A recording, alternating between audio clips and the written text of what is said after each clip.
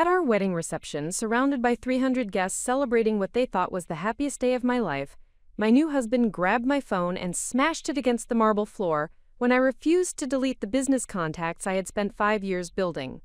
That moment of violence and control would expose a carefully hidden pattern of manipulation that had been designed to destroy my entrepreneurial dreams and trap me in a life of financial dependence.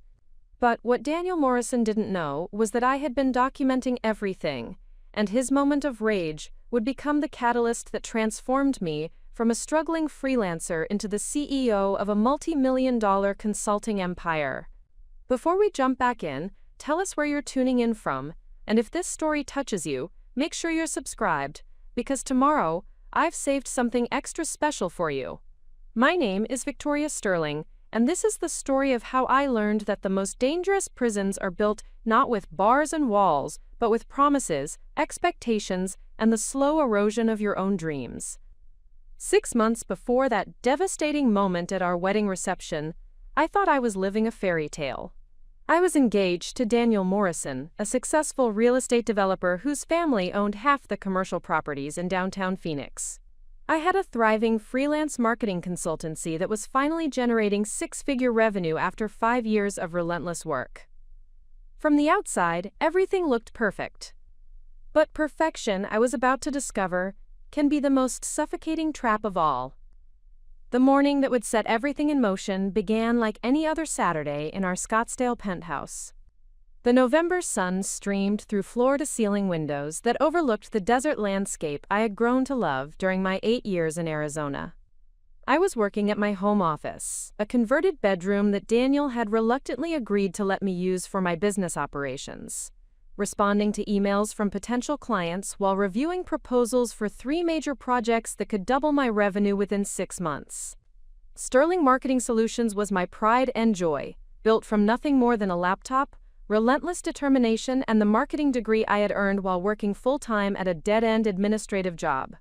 Every client I had secured represented countless hours of networking, proposal writing, and delivering results that exceeded expectations. My contact list contained 5 years of relationship building with business owners, industry professionals, and referral partners who had become the foundation of my growing success. Daniel emerged from our bedroom at nearly 10 o'clock, his dark hair perfectly styled despite having just awakened, wearing the kind of casual designer clothing that cost more than most people's monthly rent. At 35, he possessed the confident bearing of someone who had never questioned whether he would be successful, because success had been guaranteed by family wealth and connections that opened every door before he approached it. "Still working, beautiful?" he asked, kissing the top of my head while glancing at my computer screen with the tolerant amusement he reserved for what he considered my hobby. "It's Saturday morning. Don't you think you deserve a break?" I smiled up at him, appreciating his concern while feeling slightly irritated by the implication that my work was optional rather than essential. "I'm just finishing up some client communications. The Henderson Group wants to move forward with the comprehensive digital marketing package, and if I can get the Morrison tech proposal submitted by Monday, we could be looking at my 2 biggest contracts ever." Daniel's expression shifted almost imperceptibly, a tightening around his eyes that I had learned to recognize as displeasure, though he maintained his supportive smile. "That's wonderful, sweetheart. I'm proud of how hard you work. But you know that after we're married you won't need to push yourself so hard. My income can more than support both of us comfortably." The comment hung in the air between us like a challenge I wasn't sure how to address. We had discussed this topic numerous times during our 18-month engagement, and Daniel had consistently expressed his preference that I scale back my business activities after our wedding. He framed this preference as consideration for my well-being, arguing that I was working too hard and deserving of a more relaxed lifestyle that his financial success could provide. "I appreciate that you want to take care of me," I replied carefully, having learned that direct disagreement with Daniel's preferences often led to lengthy discussions about my priorities and commitment to our relationship. But Sterling Marketing Solutions isn't just about the income. I've built something meaningful here, something that uses my skills and experience to help other businesses succeed. I can't imagine giving that up, even if we don't need the money. Daniel sat down in the chair across from my desk, his posture shifting from casual affection to serious conversation mode. Victoria, I understand that your business has been important to you during this phase of your life, but once we're married, you'll have new responsibilities and opportunities. My mother has been looking forward to involving you in the Family Foundation's charitable activities. There are social obligations that come with being my wife, networking events and community involvement that will require significant time and energy. His words were reasonable and delivered with genuine care, but they felt like a trap closing around my professional identity. The Morrison Family Foundation was indeed prestigious, and involvement with their charitable work would provide meaningful ways to contribute to the community. But Daniel was describing a life where my role would be defined entirely by my relationship to him and his family, where my individual achievements and professional growth would be secondary to supporting his established social and business networks. What if I could balance both? I suggested, hoping to find a compromise that would preserve my business while addressing his concerns. I could reduce my client load and focus on the most profitable accounts while still participating in the foundation activities and social events that are important to you. Daniel leaned forward, his expression serious and loving in the way that made disagreeing with him feel selfish and unreasonable. Sweetheart, I've seen how consumed you get with your work. When you're managing multiple client projects, you're checking emails at dinner, taking calls during our weekend plans, and staying up late working on proposals. I don't want our marriage to compete with your business for your attention. The conversation continued for another 30 minutes, with Daniel presenting logical arguments about work-life balance, family priorities, and the lifestyle advantages that would come with focusing on our relationship rather than professional obligations. He never directly demanded that I close my business, but he systematically addressed every compromise I suggested, with concerns about sustainability, stress levels, and the impact on our future together. By the time we concluded the discussion, I felt confused and guilty for prioritizing my business over our relationship, even though I knew that wasn't what I was doing. Daniel had a gift for making his preferences seem like the obvious solution to problems I hadn't realized existed.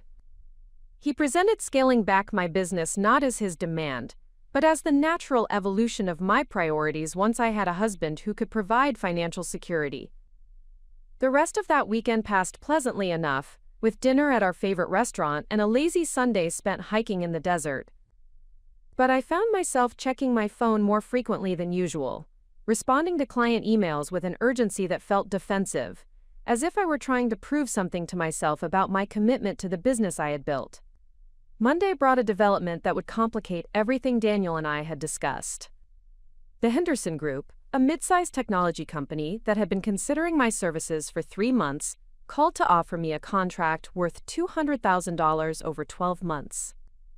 It was exactly the kind of opportunity I had been working toward for years, the breakthrough client that would establish Sterling Marketing Solutions as a serious player in the Phoenix business community. Victoria, we've been impressed with your strategic thinking and your understanding of our industry challenges, explained Jennifer Chen, Henderson Group's Chief Marketing Officer, during our phone conversation. We want to engage your firm as our primary marketing partner, with the potential for additional project work if the initial campaign exceeds our expectations.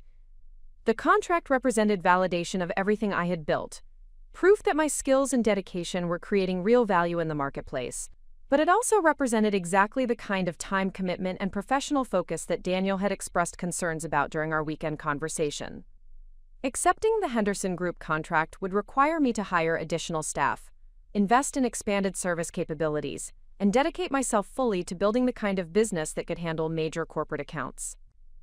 I scheduled a meeting with Jennifer Chen for Thursday morning to discuss implementation timelines and project requirements. But as I hung up the phone, I realized I was facing a choice between the security of the life Daniel was offering and the uncertain but exciting path of genuine entrepreneurial success.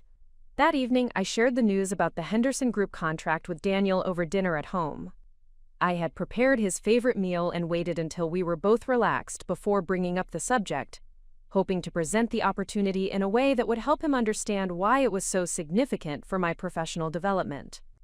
That's wonderful news, beautiful, Daniel said after I explained the contract details, his smile genuine but his eyes reflecting the same concern I had seen Saturday morning. It sounds like a tremendous validation of your talents and hard work. I waited for the qualification I could sense coming. I'm just concerned about the timing. he continued, reaching across the table to take my hand. "We're getting married in 6 months, and then we'll want to start thinking about starting a family. This contract sounds like it would require you to be completely focused on work during what should be the most important period of our relationship."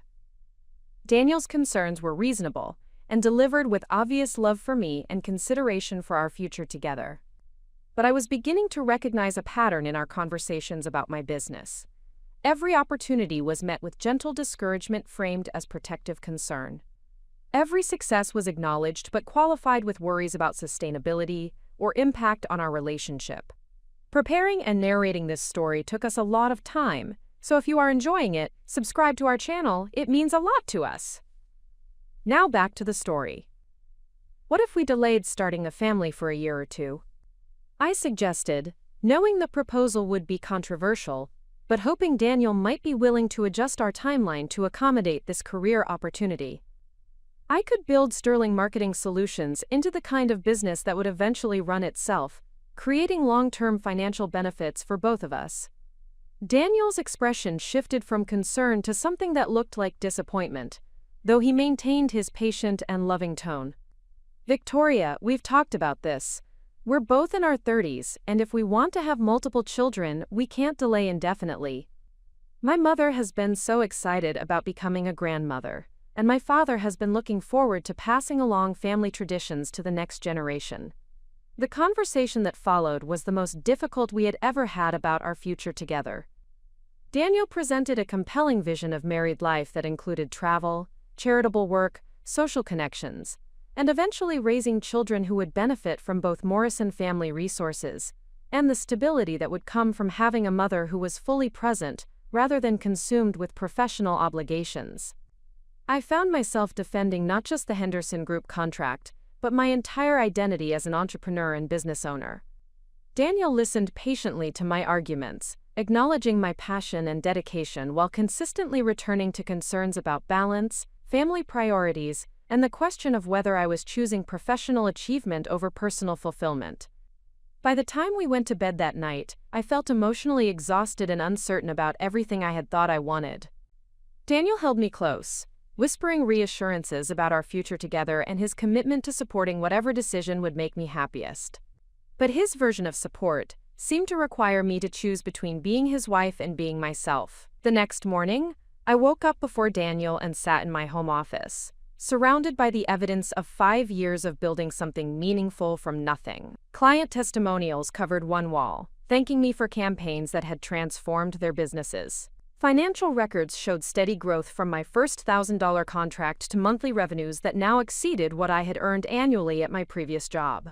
My phone contained hundreds of contacts representing relationships I had cultivated through networking events, referrals, and professional associations. Sterling Marketing Solutions wasn't just my business. It was proof that I could identify opportunities, develop solutions, and create value in the marketplace.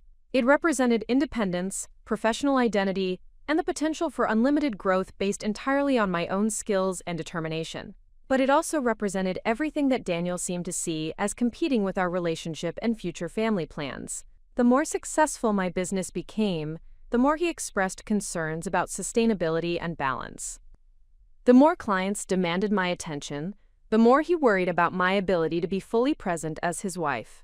I opened my laptop and began drafting an email to Jennifer Chen at Henderson Group, accepting their contract offer and committing Sterling Marketing Solutions to the most ambitious project in the company's history. But before I could finish typing, I heard Daniel's footsteps in the hallway and quickly closed the document. "Good morning, beautiful," he said, bringing me coffee prepared exactly the way I preferred it, another small gesture that demonstrated his attention to my needs and preferences. "Did you sleep well? You seemed restless last night." I accepted the coffee gratefully, touched by his thoughtfulness while feeling guilty about the email I had been composing without discussing it with him first. "I was thinking about our conversation yesterday, about the Henderson Group contract, and what it would mean for our plans." Daniel sat down across from me, his expression serious and caring. "I've been thinking about that too. Victoria, I love your ambition and your talent. I would never want to hold you back from achieving your dreams. But I also want us to build a marriage where we're both fully committed to creating something together, rather than pursuing separate paths that might pull us in different directions. His words were everything I wanted to hear from a supportive partner, but they came with an underlying message that my professional dreams were separate from, rather than compatible with our relationship. Daniel was offering love, security, and partnership, but the price seemed to be abandoning the identity I had spent years building and the potential for unlimited professional growth. What if I could prove that I can handle both? I asked, grasping for a solution that would allow me to keep everything I valued. What if I take the Henderson Group contract and show you that I can be successful in business while still being completely committed to our marriage? Daniel considered this proposal for a long moment, his expression thoughtful and genuinely caring. If that's what you want to try, I'll support you completely. But I want you to promise me something. If you find that managing a major contract is affecting your happiness, your health, or your ability to enjoy our relationship, you'll be honest about that and consider other options. I agreed to his terms, feeling both relieved and apprehensive about the challenge I was accepting. Daniel's support felt genuine, but it came with conditions that placed the burden of proof entirely on me to demonstrate that professional success and personal fulfillment were compatible, rather than competing priorities. That afternoon, I called Jennifer Chen and formally accepted the Henderson Group contract, committing Sterling Marketing Solutions to a year-long engagement that would test every skill I had developed and push the boundaries of what my small firm could accomplish. The decision felt like stepping off a cliff, exhilarating and terrifying in equal measure. What I didn't realize was that Daniel's apparent support for my decision was actually the beginning of a systematic campaign to prove that I couldn't handle both professional success and personal happiness. Over the following months, he would use every challenge, every late night, and every moment of stress as evidence that my business was incompatible with the life we were building together. But I also didn't realize that my determination to prove him wrong would reveal strengths I never knew I possessed and teach me lessons about manipulation, independence, and the difference between love that supports your growth and control that limits your potential. The stage was set for a confrontation that would change everything, beginning with a wedding reception, where my refusal to delete my business contacts would expose the true nature of the man I had just married and launch me toward a future I never could have imagined. The Henderson Group contract transformed Sterling Marketing Solutions from a promising freelance operation into a legitimate business that demanded every skill I had developed during 5 years of building client relationships and delivering results. Within 3 weeks of signing the agreement, I had hired 2 part-time employees, leased additional office space, and invested in marketing automation software that would allow us to handle the scale of work the contract required. The transformation was exhilarating and exhausting in equal measure.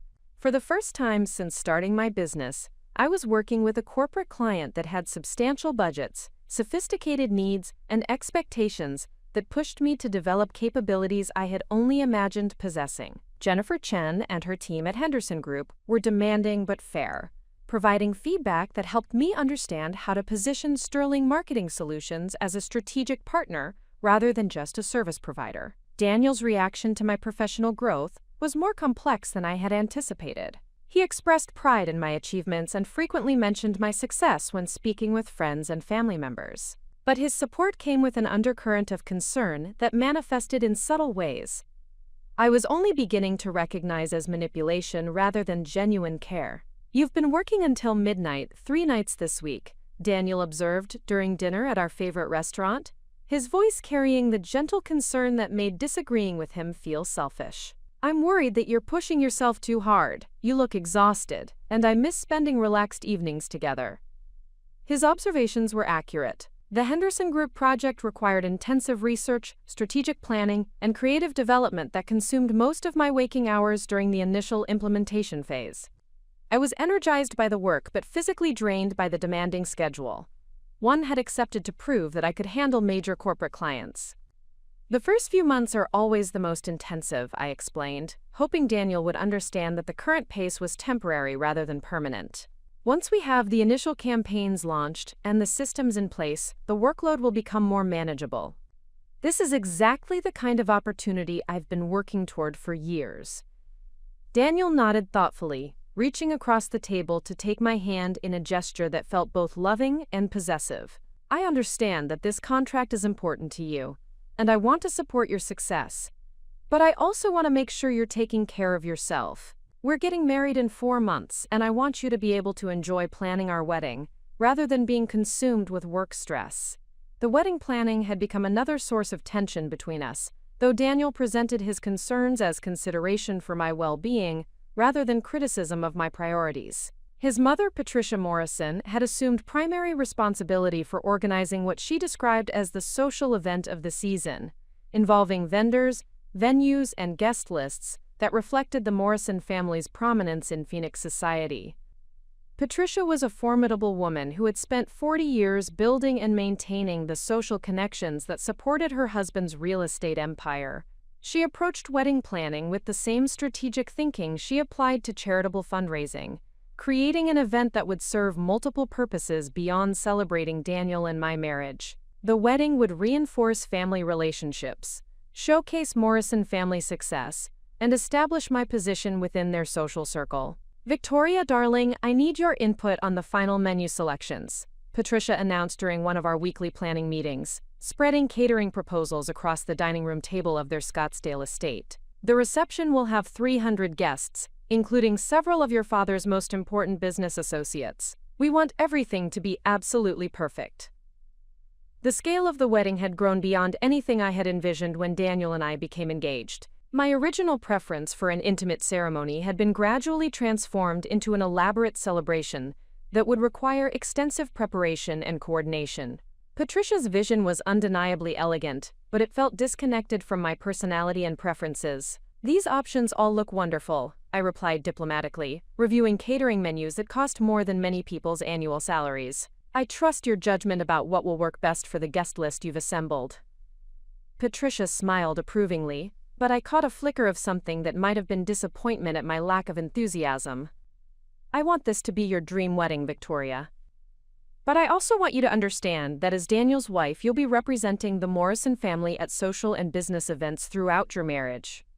This wedding will establish how people perceive you in those contexts." Her message was clear. The wedding was not just a celebration of Daniel and my relationship, but my introduction to a social role that would define my identity for years to come.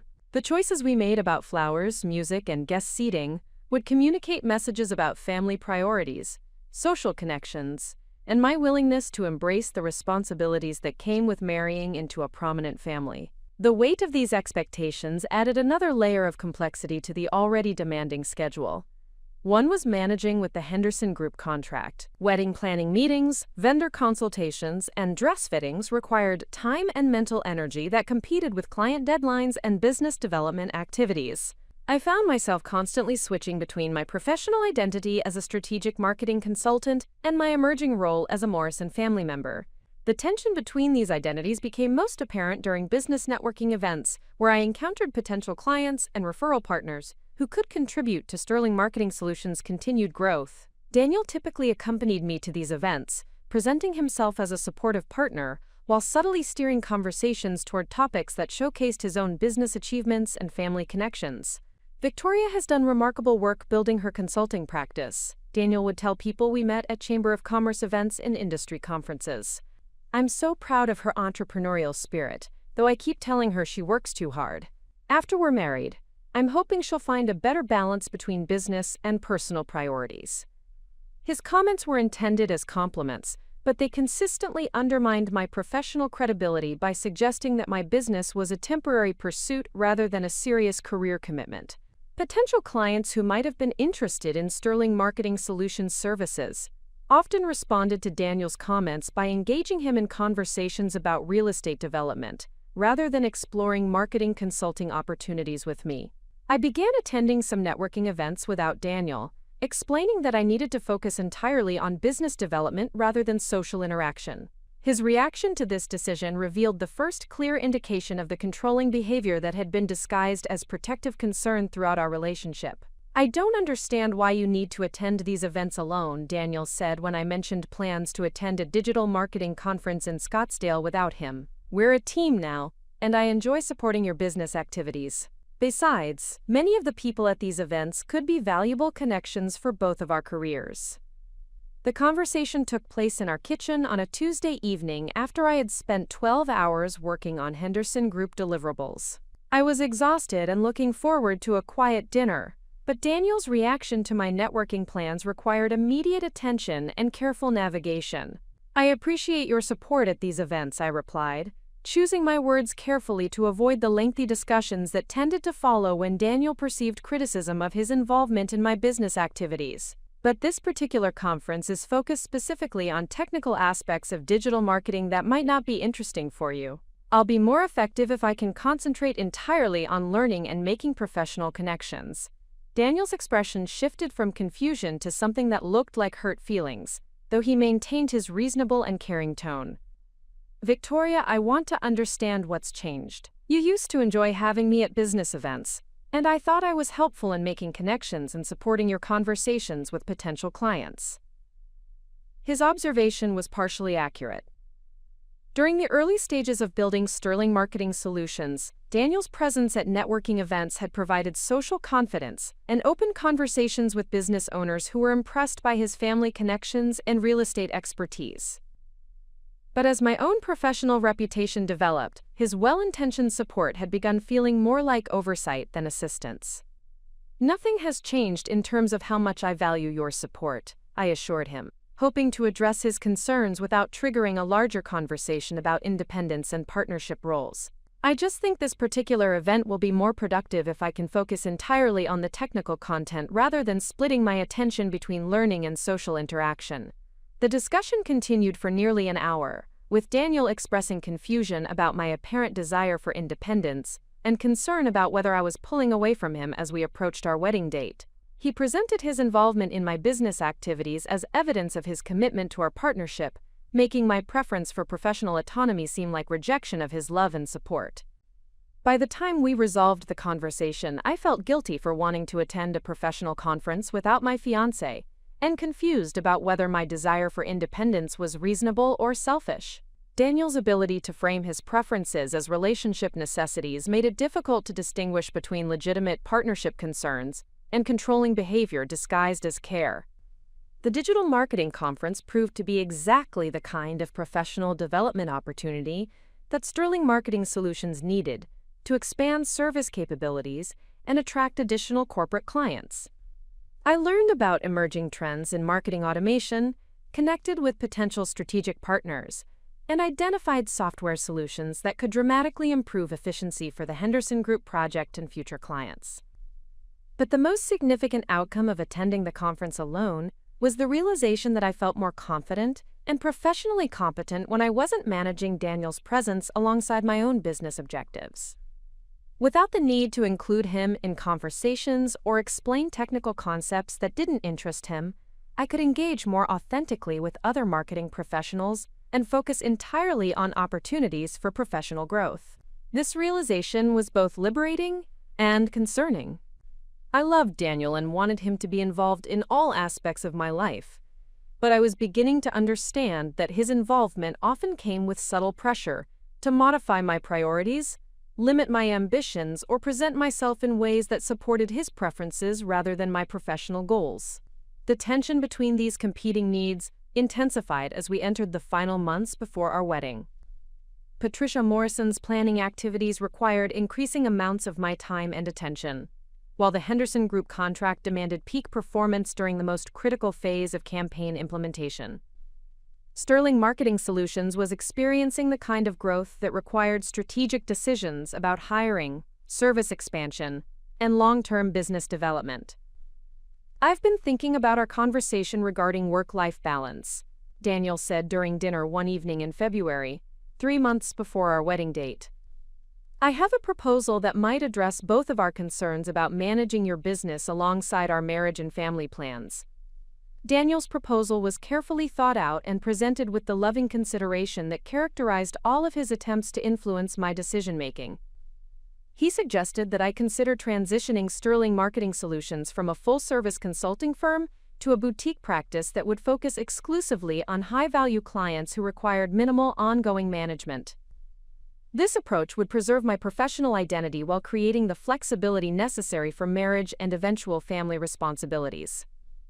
"You could maintain relationships with your best clients and continue doing the strategic work you enjoy most," Daniel explained, his logic sound and his concern for my well-being apparent. But you wouldn't need to manage multiple contracts, supervise employees, or spend time on administrative tasks that don't utilize your core talents. It would be the best of both worlds. The proposal was seductive because it acknowledged my professional capabilities while addressing the practical challenges of managing an expanding business alongside marriage to someone whose family had significant social and charitable obligations. Daniel was offering a compromise that would preserve my identity as a marketing consultant, while eliminating the aspects of business ownership that created the most stress and time demands. But the proposal also represented a fundamental limitation on my professional potential. Transitioning to a boutique practice would mean abandoning the growth trajectory that could transform Sterling Marketing Solutions into a significant business, with multiple employees, diverse service offerings, and the potential for substantial financial returns. It would mean choosing security and balance over the uncertain but unlimited possibilities that came with genuine entrepreneurial success.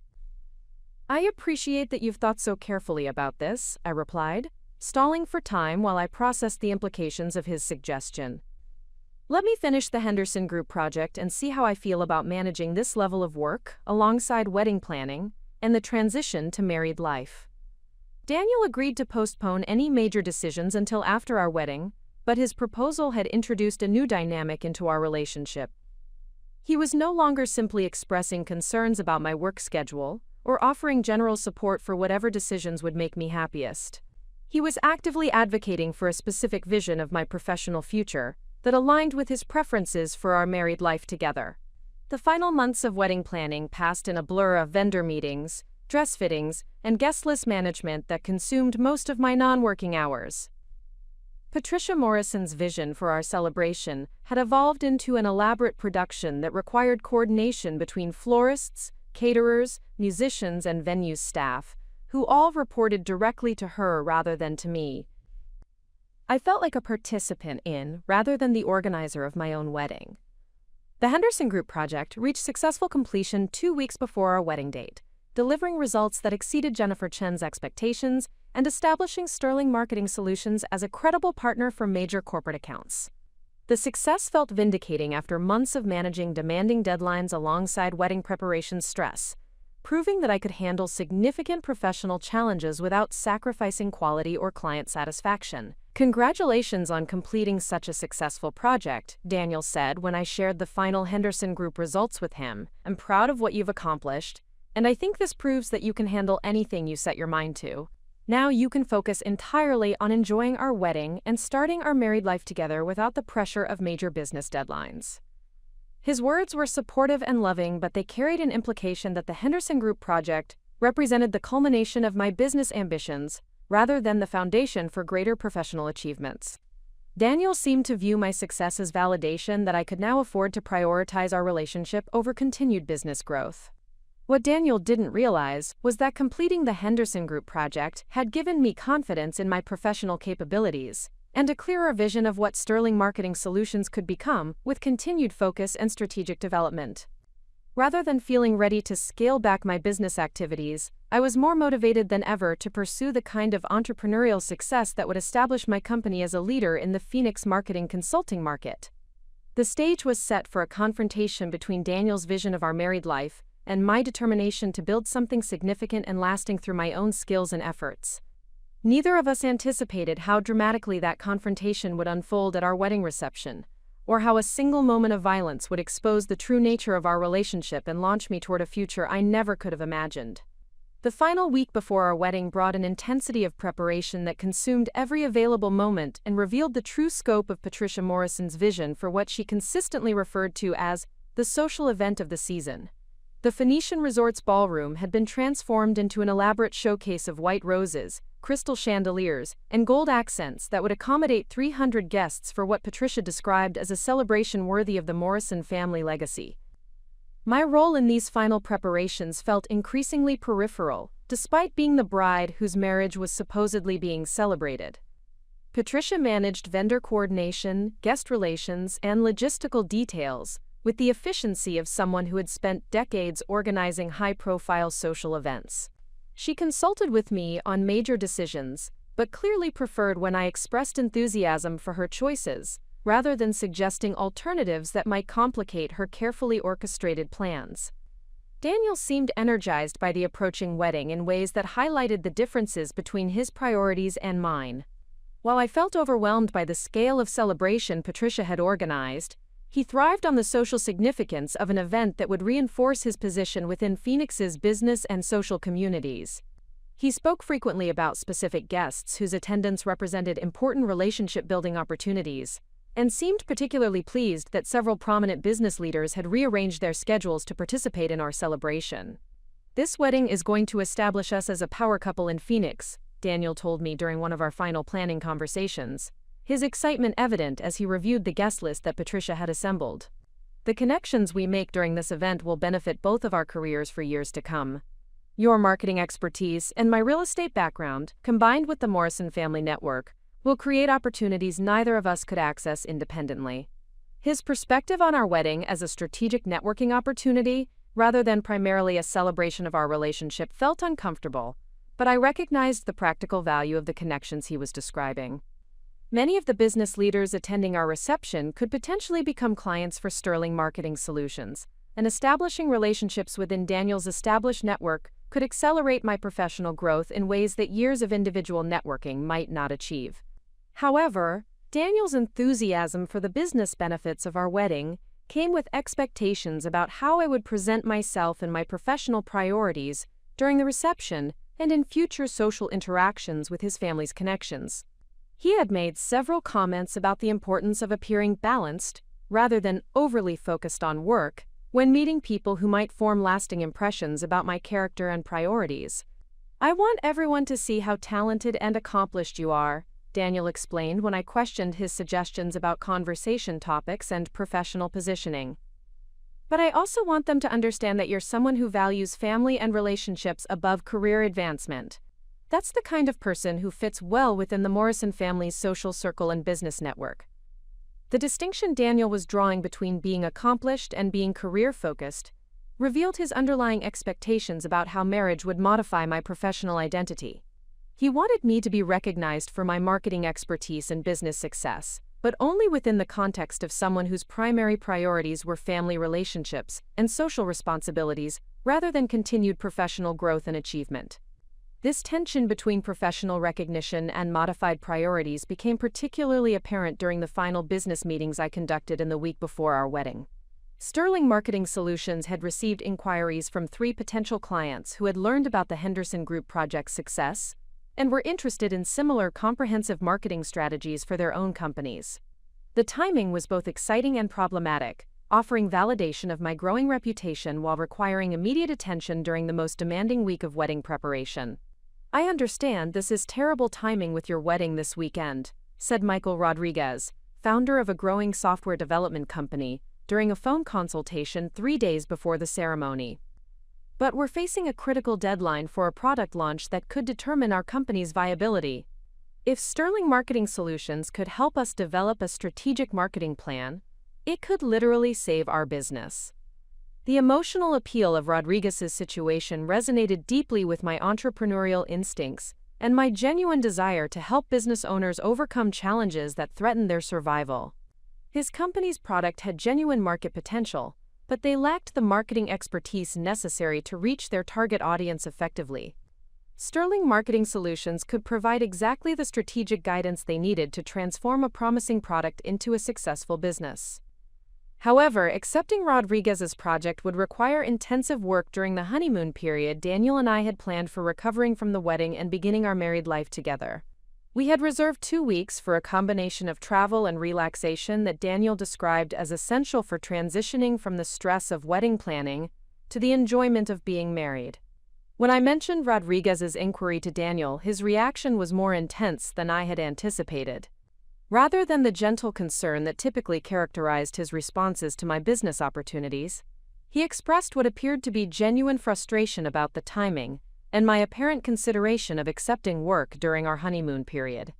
"Victoria, we've been planning this wedding for 18 months, and you've been working constantly on the Henderson Group project throughout most of that time," Daniel said, his voice carrying an edge of irritation that I rarely heard from him. "Our honeymoon is supposed to be about celebrating our marriage, and enjoying each other's company without the distractions of work responsibilities. Can't this potential client wait until we return? His frustration was understandable given the timing of Rodriguez's request, but his assumption that I would automatically decline the opportunity without serious consideration felt presumptuous in ways that highlighted our different approaches to professional obligations. Daniel seemed to view the honeymoon period as sacred time that should be protected from any business considerations, while I saw it as potentially flexible depending on the significance of opportunities that might arise. I haven't committed to anything, I assured him, hoping to address his concerns while preserving my ability to make an informed decision about Rodriguez's project. I'm just trying to understand what they need and whether it's something that could wait until we return from our trip. The conversation that followed revealed the depth of Daniel's expectations about how marriage would modify my relationship with business opportunities. He spoke about the importance of establishing boundaries between professional and personal time, the necessity of protecting our relationship from the kind of work pressures that had consumed much of our engagement period, and his concerns about my ability to say no to clients who might take advantage of my dedication and work ethic. I love your commitment to helping other businesses succeed, Daniel said, his tone returning to the loving concern that made disagreeing with him feel selfish. But I also worry that you have difficulty setting limits with clients who make emotional appeals about their business survival. Rodriguez's company has been operating for 3 years without your help. They can survive another 2 weeks while you focus on starting your marriage properly. Daniel's observations about my tendency to accept emotionally compelling projects were accurate, but his conclusion that Rodriguez could wait felt dismissive of both the client's genuine needs and my professional judgment about project timing and business development opportunities. His framing of client work as a threat to our marriage rather than a component of my professional identity suggested fundamental differences in how we perceived the role business would play in our life together. I ultimately decided to refer Rodriguez to another marketing consultant, rather than risk creating tension during our wedding week, but the decision felt like a compromise of my professional instincts in favor of relationship harmony. The pattern was becoming familiar. Daniel's preferences, presented as relationship necessities, consistently took precedence over my business judgment and professional opportunities. The wedding rehearsal took place on Friday evening at the Phoenician Resort, bringing together the wedding party, immediate family members, and out-of-town guests for what Patricia had organized as an elegant dinner celebration in the resort's private dining room. The evening provided my first opportunity to observe how Daniel interacted with my family and friends within the context of his family's social environment. My parents, Robert and Helen Sterling, had flown in from Denver, where my father worked as an engineering manager and my mother taught elementary school. They were good people who had supported my educational and professional goals throughout my life, but they seemed somewhat overwhelmed by the scale and formality of the celebration Patricia had organized. The contrast between their middle-class backgrounds and the Morrison family's wealth was apparent in subtle ways that made me more conscious of the social and economic differences that marriage would navigate. "Your future mother-in-law certainly knows how to throw a party," my mother whispered to me during cocktails before the rehearsal dinner, her tone carrying both admiration and slight intimidation. "This is more elaborate than anything your father and I have ever attended. I hope we're dressed appropriately for the occasion."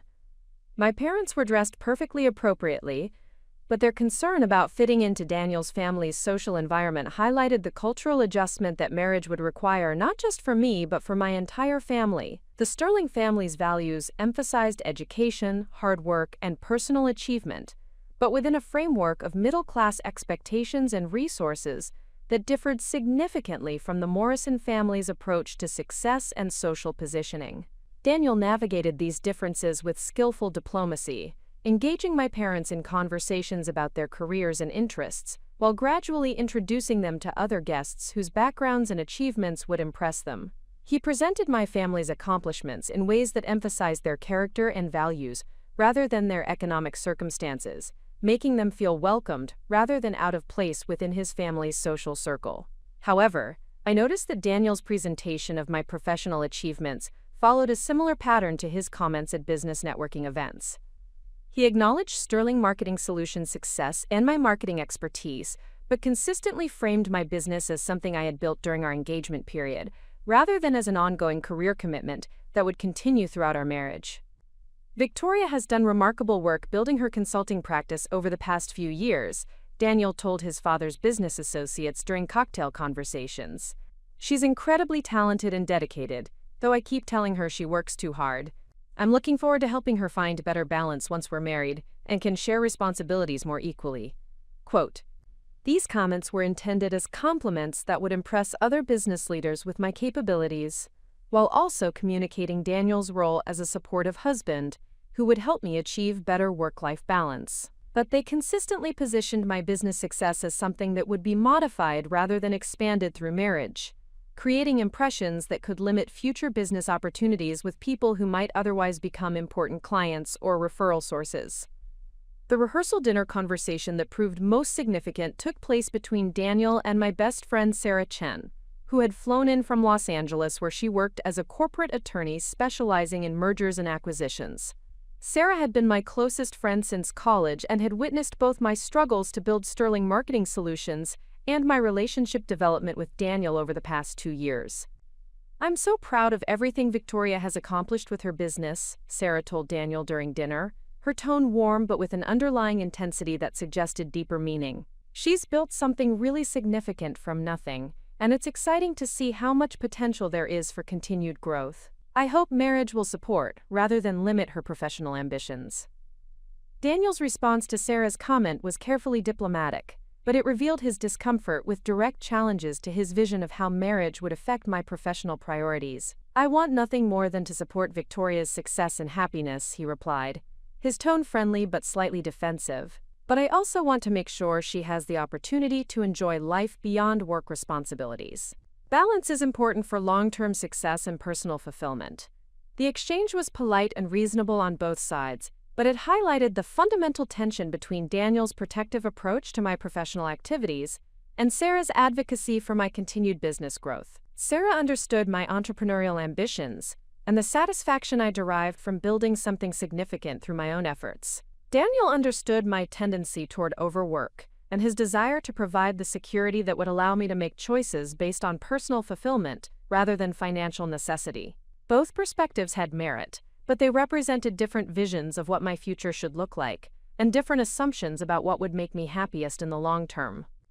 Sarah saw unlimited potential for professional achievement that marriage should support and enhance. Daniel saw an opportunity for me to achieve better balance by reducing professional stress and focusing more attention on personal relationships and family responsibilities. The rehearsal concluded with Patricia's detailed instructions about ceremony timing, processional order, and reception logistics that would ensure the wedding proceeded according to her carefully developed plans. Every element had been considered and coordinated to create the kind of flawless celebration that would reflect positively on the Morrison family's attention to detail and commitment to excellence.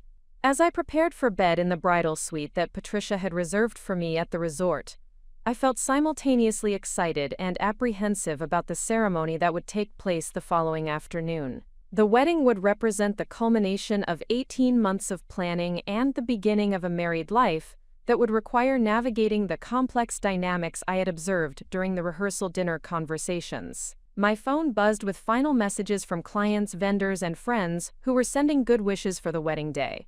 Among them was a text from Michael Rodriguez, the software company founder whose project I had referred to another consultant earlier in the week. His message was brief but meaningful. "Thank you for the referral to Janet Wilson. She's exactly what our company needed, and I understand you're getting married this weekend. Congratulations, and I hope we can work together in the future when the timing is better."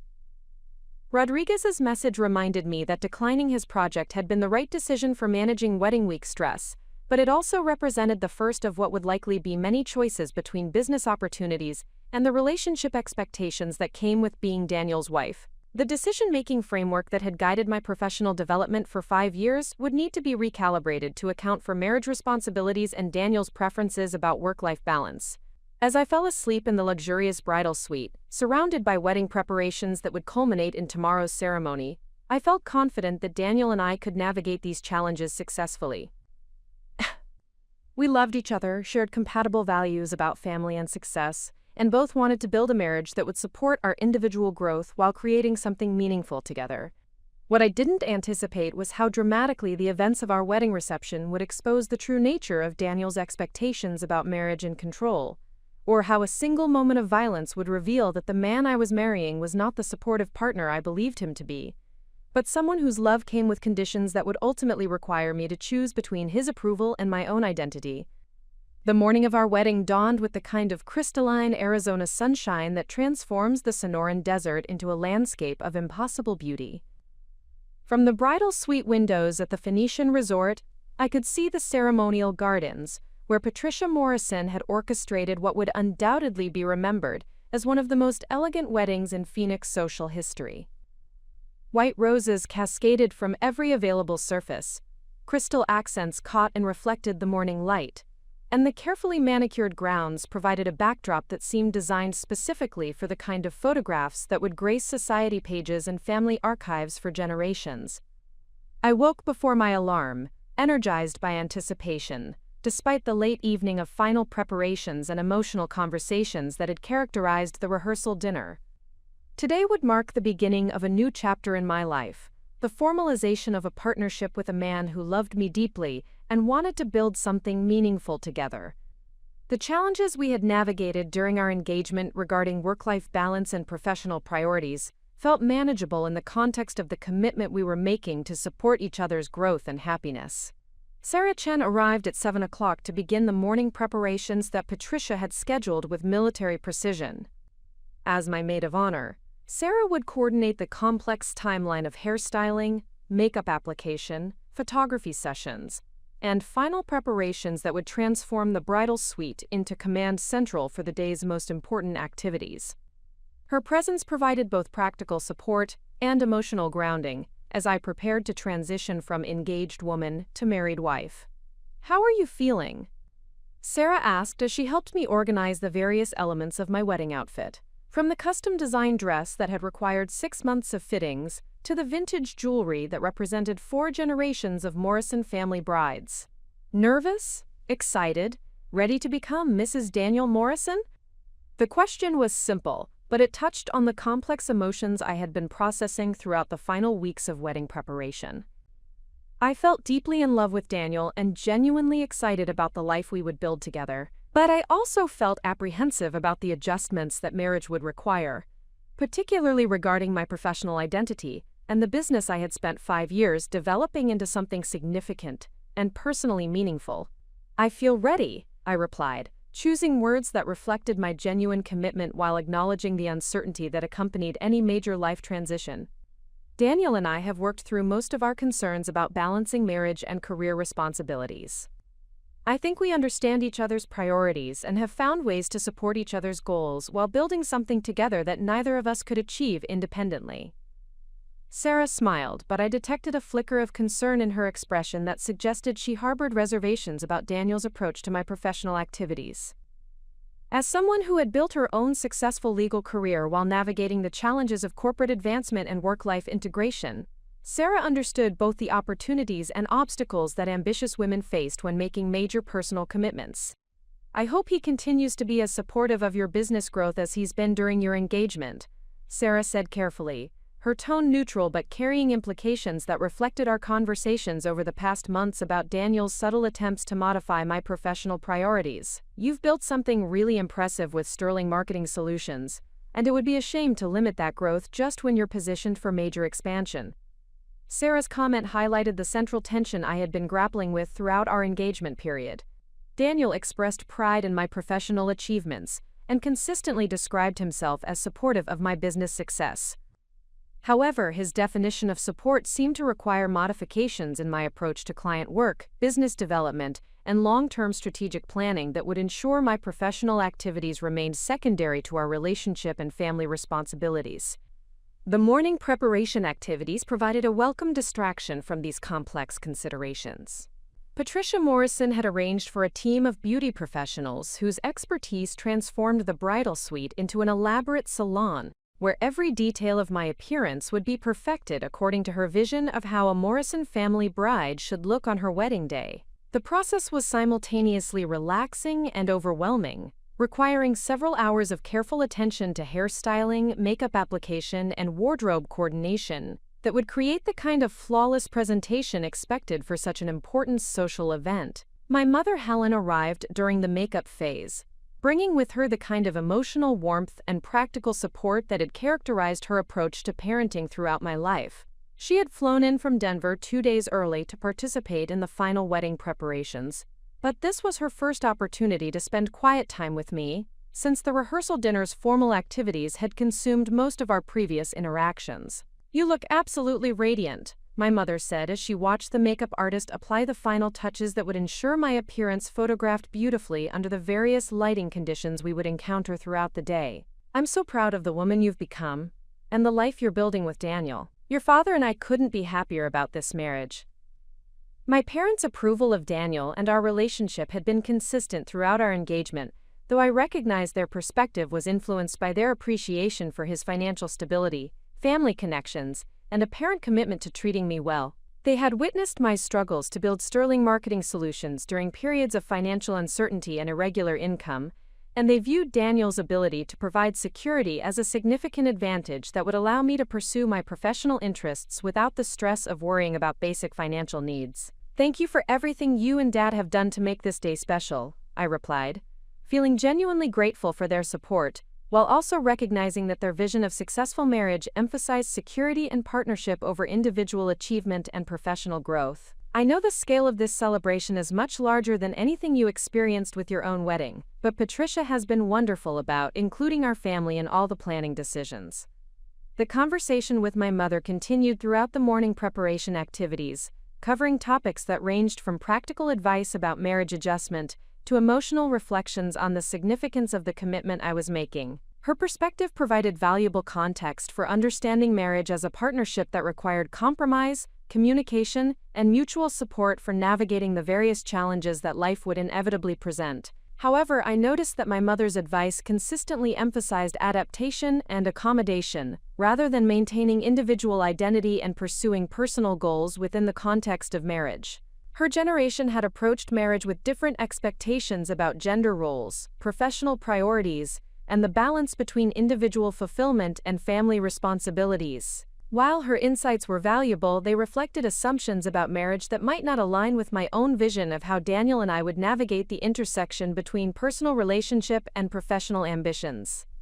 The photographer arrived at noon to begin the extensive documentation that Patricia had commissioned to preserve every significant moment of the wedding day. The photography session would include individual portraits, family groupings, bridal party images, and candid shots that would create a comprehensive visual record of what Patricia consistently described as a historic occasion for the Morrison family legacy.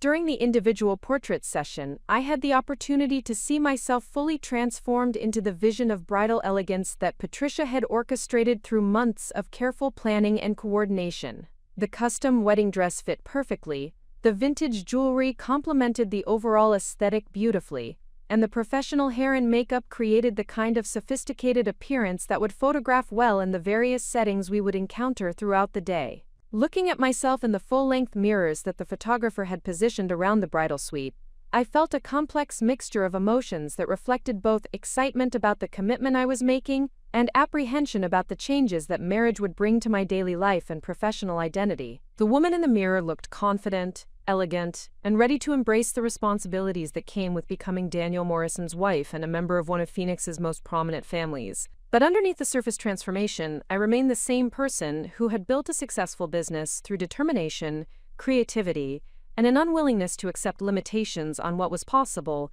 through focused effort and strategic thinking. Marriage would add new dimensions to my identity, but it should not require abandoning the qualities that had enabled me to create something meaningful and personally satisfying through entrepreneurial achievement. The ceremony preparation reached its crescendo during the final hour before the processional was scheduled to begin. Patricia Morrison coordinated the complex logistics that would ensure every element proceeded according to the detailed timeline she had developed to manage 300 guests, multiple vendors, and the various family members whose participation would create the kind of flawless celebration that would reflect positively on Morrison family standards for social events. My final preparation activities included reviewing the ceremony order with the wedding coordinator, receiving last-minute instructions from Patricia about reception protocols, and participating in a brief prayer circle with immediate family members who wanted to mark the spiritual significance of the commitment Daniel and I were making to each other and to the families whose traditions we would be joining together. During these final moments before leaving the bridal suite, I received several text messages from business contacts and professional colleagues who were sending congratulations and best wishes for the wedding day. Among them was a message from Jennifer Chen at Henderson Group, whose contract had provided the foundation for Sterling Marketing Solutions' transition from freelance operation to legitimate consulting firm. "Congratulations on your wedding day," Jennifer's message read. "You should be incredibly proud of what you've accomplished professionally, and I hope marriage brings you even greater success and happiness. Henderson Group looks forward to continuing our partnership and exploring additional opportunities for collaboration as your business continues to grow." Jennifer's message provided reassurance that my professional relationships remained strong and that the business I had built would continue to provide opportunities for meaningful work and continued growth. Her reference to future collaboration suggested that successful completion of their initial contract had established Sterling Marketing Solutions' reputation for delivering exceptional results under challenging circumstances. However, reading Jennifer's message while surrounded by wedding preparation activities highlighted the complex balancing act that marriage would require between maintaining professional relationships and meeting the social expectations that came with being Daniel's wife. The business contacts who had sent congratulatory messages represented relationships I had cultivated through years of networking, client service, and industry involvement that had been essential for building my consulting practice into something sustainable and financially rewarding. The processional began at exactly 4 o'clock, with the precision timing that Patricia had coordinated to ensure optimal lighting conditions for both photography and the visual impact of the ceremony setting. The string quartet performed the classical music selections that Daniel and I had chosen during one of our rare collaborative decisions about wedding planning details, creating an atmosphere of elegant celebration that complemented the sophisticated aesthetic Patricia had orchestrated. Walking down the aisle toward Daniel, surrounded by 300 guests who represented the social and business networks that would become part of my extended community through marriage, I felt overwhelmed by the significance of the commitment I was making and the life transformation that would begin as soon as we exchanged vows. The ceremony setting was undeniably beautiful, and the guests' attention was focused on celebrating a relationship that had brought genuine happiness and personal growth to both Daniel and me. Daniel looked exceptionally handsome in his custom tuxedo, his confidence and satisfaction evident as he watched me approach the altar, where we would formalize the partnership we had been building throughout our engagement period. His expression conveyed both love and pride, suggesting that he felt as ready as I did to begin the next chapter of our lives together, as husband and wife committed to supporting each other's growth and happiness. The ceremony itself proceeded flawlessly, according to Patricia's carefully coordinated plans. The officiant, a family friend who had known Daniel since childhood, delivered remarks that emphasized the significance of marriage as both a personal commitment and a social institution that connected individual happiness to broader community values and family traditions. The vows we exchanged were traditional but heartfelt, expressing our commitment to supporting each other through the various challenges and opportunities that life would present. When Daniel placed the wedding ring on my finger and spoke the words that would legally and socially transform me from Victoria Sterling to Victoria Morrison, I felt genuine emotion about the commitment we were making and the future we would build together. Despite the concerns I had developed about his approach to my professional activities, I believed deeply in his love for me and his sincere desire to create a marriage that would enhance rather than limit both of our opportunities for personal fulfillment and achievement. The recessional concluded with congratulations from family members and the beginning of cocktail hour activities that would bridge the formal ceremony with the elaborate reception Patricia had planned for celebrating our marriage with the broader community of friends, colleagues, and business associates who had gathered to witness this significant occasion. The transition from ceremony to reception represented a shift from the intimate spiritual commitment Daniel and I had made to each other toward the social celebration that would establish our new status within the community networks that would influence our married life.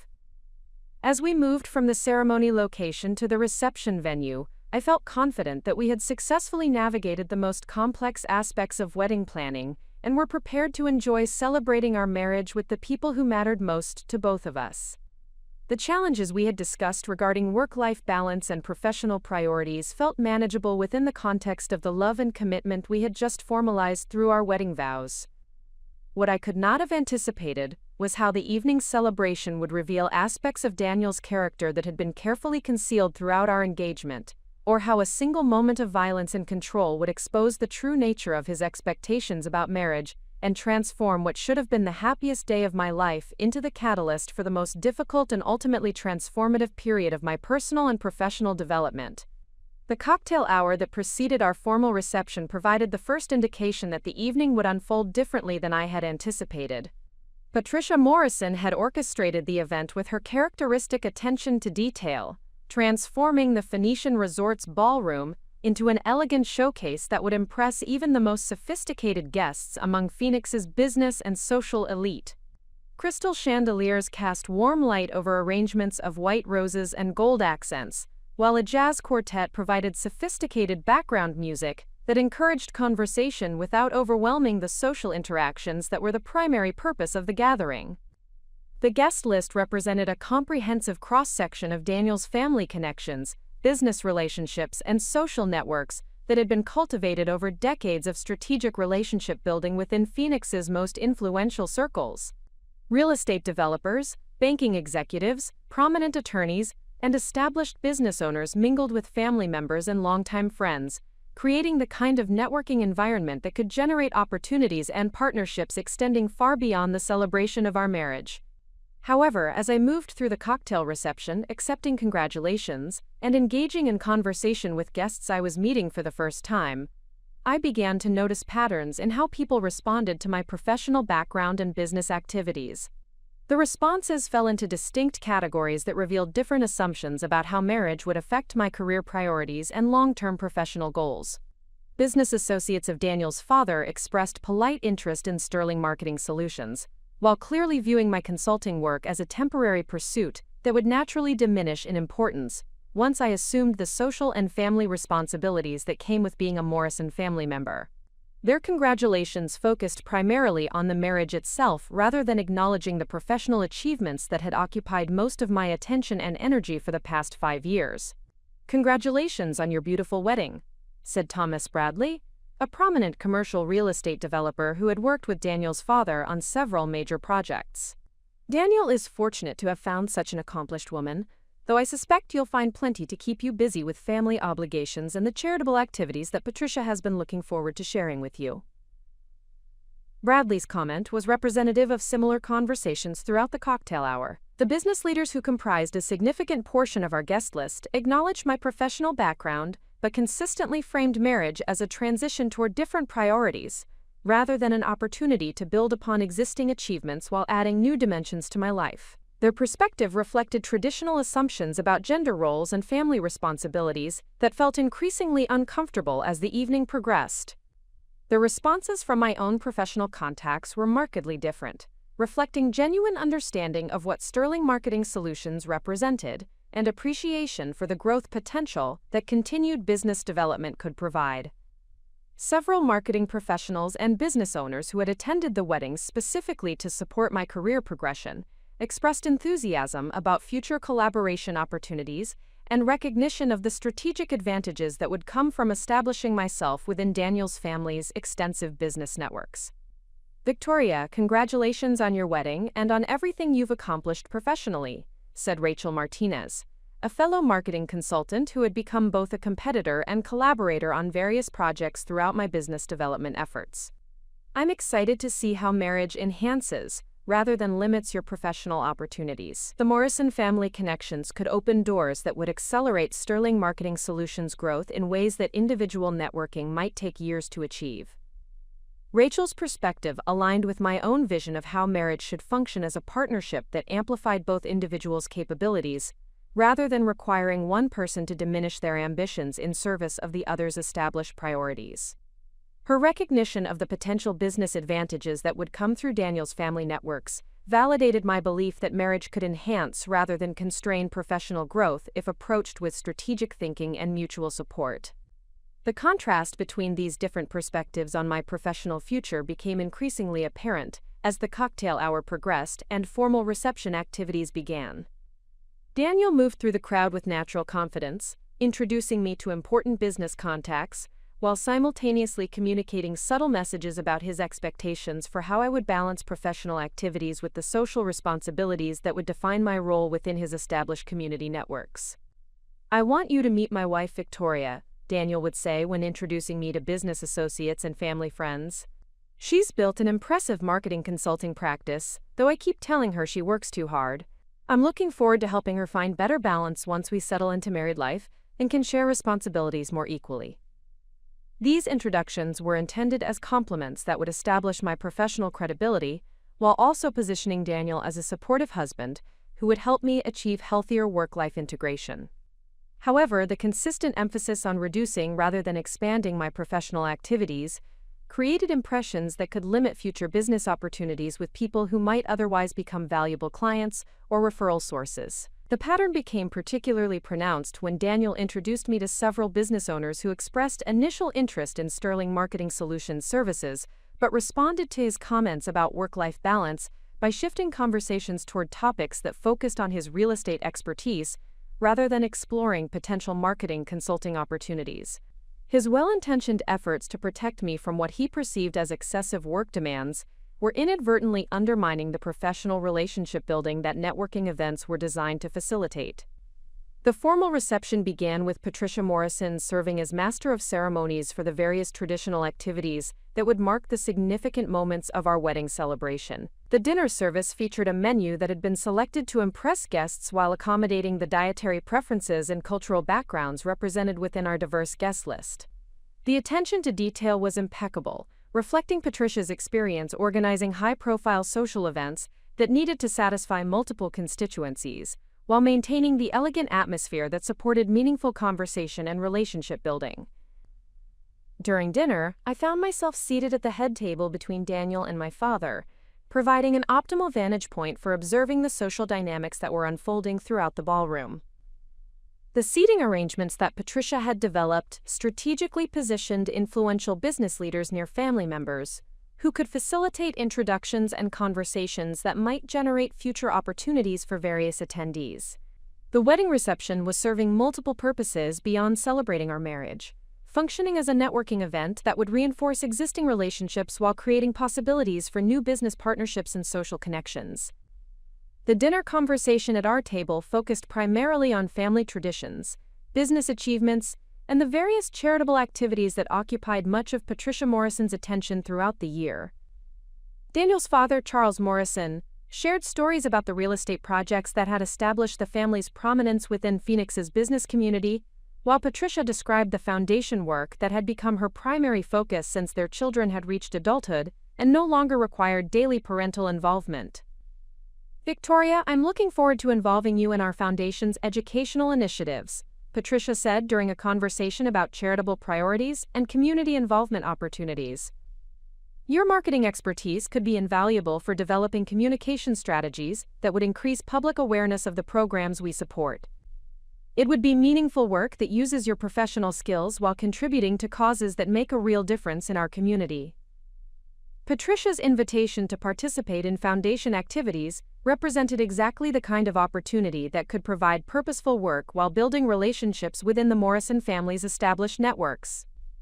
However, her framing of foundation involvement as an alternative to rather than complement for continued business development suggested assumptions about how marriage would modify my professional priorities and time allocation that aligned with Daniel's consistent preference for scaling back rather than expanding my consulting activities. My parents contributed to the dinner conversation by sharing stories about their own experiences, balancing career responsibilities with family obligations, offering perspectives that emphasized compromise, communication, and mutual support as essential elements for successful marriage navigation. Their insights were valuable and well-intentioned, but they reflected generational assumptions about gender roles and family priorities that might not apply to contemporary marriages where both partners had established professional identities and career ambitions. The dinner concluded with toasts from family members and close friends who offered congratulations and best wishes for our future together. Sarah Chen's toast as my maid of honor was particularly meaningful, acknowledging both the personal happiness that marriage had brought to my life and the professional achievements that represented significant accomplishments worthy of recognition and continued development. Victoria has always been someone who pursues excellence in everything she commits to, Sarah said, addressing the assembled guests while looking directly at me with genuine affection and pride. She built Sterling Marketing Solutions from nothing into a thriving business that helps other entrepreneurs achieve their goals. I know that marriage will enhance rather than limit her ability to make a positive impact through both personal relationships and professional contributions. Sarah's toast provided public recognition of my business achievements while expressing confidence that marriage would support, rather than constrain, continued professional growth.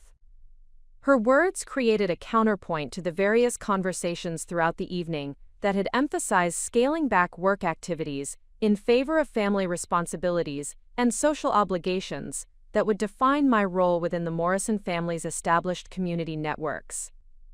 Daniel's response to Sarah's toast was gracious but revealing, acknowledging my professional accomplishments while consistently returning to themes about balance, partnership, and the adjustments that would be necessary for building a successful marriage that prioritized our relationship above individual career considerations. I'm incredibly proud of everything Victoria has achieved professionally, Daniel said during his reciprocal toast. Her dedication and talent have built something truly impressive with Sterling Marketing Solutions. But what I love most about Victoria is her recognition that success means different things at different stages of life, and her willingness to embrace the new opportunities and responsibilities that marriage will bring to both of us. Quote, Daniel's toast was skillfully constructed to acknowledge my achievements, while communicating his expectations about how marriage would modify my approach to professional activities and long-term career planning. His emphasis on new opportunities and responsibilities suggested a vision of married life, where my business activities would become secondary to the social and family obligations that would define my role as his wife and a member of the Morrison family community. Following the formal toasts, the reception transitioned into the social dancing and continued networking that would occupy the remainder of the evening.